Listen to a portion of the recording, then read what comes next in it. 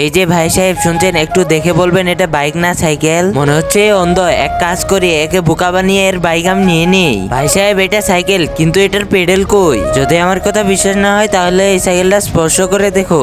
আরে আরে, এটা ধরে মনে হচ্ছে এটা সাইকেলই, কারণ বাইক তো নেই আমার। এই সাইকেলটা আমার কাছে বেচে দাও, অনেক টাকা দিব। না ভাই, আমি ঘরে যাব। ও শিট, এই তো বুদ্ধি পেয়েছি। আরে কি হচ্ছে? আরে টায়ার তো পাঞ্চার হয়ে গেছে, এখন ঘরে কিভাবে যে? এক কাজ করো, সাইকেলটা আমাকে দিয়ে দাও। আচ্ছা ভাই, নিয়ে নাও, এই নাও টাকা, আর দিয়ে দাও আমাকে সাইকেল। হ্যালো, কি আমার বাইক চুরি হয়েছে শোরুম থেকে?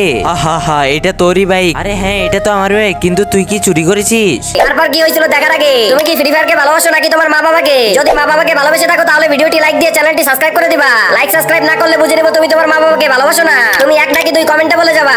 আমার টাকার প্রয়োজন ছিল, তাই আমি তোর বাইক শোরুম থেকে চুরি করেছি আর তোর কাছে বেচেছি, যাতে তুই আমাকে চুরির অপরাধ না দিতে পারস। কিন্তু আমি তো শোরুমওয়ালাকে টাকা দিয়েছিলাম। হ্যাঁ, এই জন্যই তো আমি ডেলিভারি ম্যান সেজে তোর গাড়ি নিয়ে এসে চুরি করেছিলাম। এর মানে তুই কি ডেলিভারি ম্যান? কিন্তু তুই অন্ধ সাজলি কেন?